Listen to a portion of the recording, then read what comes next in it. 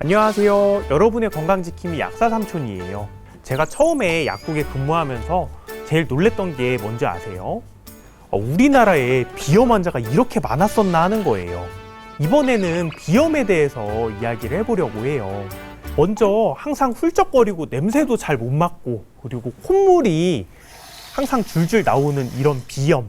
이 비염이 왜 생기는지 이해를 해야 비염을 관리하시는 데 도움이 되실 수가 있을 텐데요. 일반적으로 비염은 이 비염을 유발하는 물질이 있어요. 그럼 저희가 자연스럽게 숨을 쉬게 되면서 이 비염을 유발하는 알러지 물질이 코 속으로 들어오게 됩니다. 그럼 이 코 속에는 점막이 있는데 이 알러지 물질이 점막에 달라붙게 되면 비염이 시작이 되는 거예요. 우리 몸 입장에서는 이 이상한 물질을 빨리 씻어내고 싶은 거거든요. 그래서 콧물을 분비를 해서 이 이상한 물질을 씻어내려고 해요. 그리고 콧물을 많이 분비를 하려다 보니까 이 피를 이쪽으로 많이 보내서 충혈이 일어나요. 그러면 코 점막이 붓게 되거든요. 점막끼리 부어서 이렇게 붙어버립니다. 네, 그래서 코가 막히는 거예요.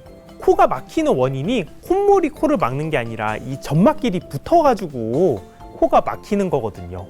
그리고 재채기도 있어요. 강한 바람으로 해가지고 쫓아내는 거예요. 에취 하면은 이게 튕겨져서 나가겠죠.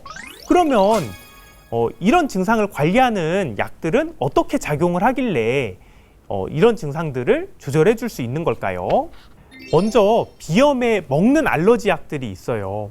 보통 하루에 한 번만 먹으면 되기 때문에 간편하고 또 제일 많은 분들이 꾸준히 이렇게 복용하시는 약인 것 같아요.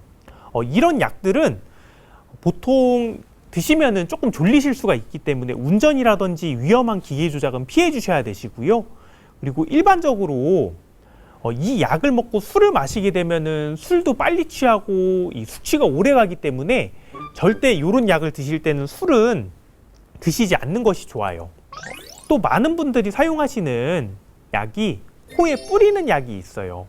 뿌리는 약 같은 경우는 보통 뿌리고 빠르면 2~30초, 또 느려도 한 2~3분이면은 코가 정말 뻥 뚫리기 때문에 이 뿌리는 비염 스프레이를 선호하시는 분들이 굉장히 많으세요.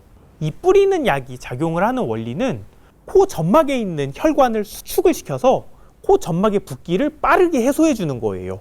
그런데 이런 스프레이제는 사용하실 때 조심하셔야 되는 게 너무 자주 사용하시게 되면은 혈관이 세게 쪼였다가 약효가 떨어지면은 오히려 반동적으로 혈관이 너무 확장이 돼서 약이 떨어지면은 코가 오히려 더 잘 막히게 되는 이런 부작용이 생길 수가 있고요. 그리고 저희 콧구멍을 서로 나누는 이 비중격이라고 하는 코 사이에 있는 물렁뼈가 있는데요. 이 코 점막에 뿌리는 스프레이를 이 물렁뼈를 향해서 너무 자주 뿌리게 되면은 이 피가 잘 안 통하게 되면서 이 물렁뼈가 뚫려버리는 경우가 있어요. 사용하실 때 반드시 이 물렁뼈 바깥쪽으로 향해 가지고 뿌려주시고, 그리고 너무 자주 사용하시면 안 되세요. 그리고 세 번째는 많은 분들이 요새 하고 있으신 건데요. 이 코 점막을 물로 씻어내 주는 거예요. 그러니까 알러지 물질이 코 점막에 달라붙는 게 이런 콧물, 코막힘, 재채기의 가장 큰 원인이라고 했을 때 그냥 이거를 물로 씻어가지고 제거를 해주면 당연히 코가 막힐 이유도 없고 콧물이 나올 이유도 없고 재채기를 할 이유도 없겠죠. 그런데 이런 비강 세척 같은 경우도 주의하실 점이 깨끗한 물을 사용을 해줘야 되세요.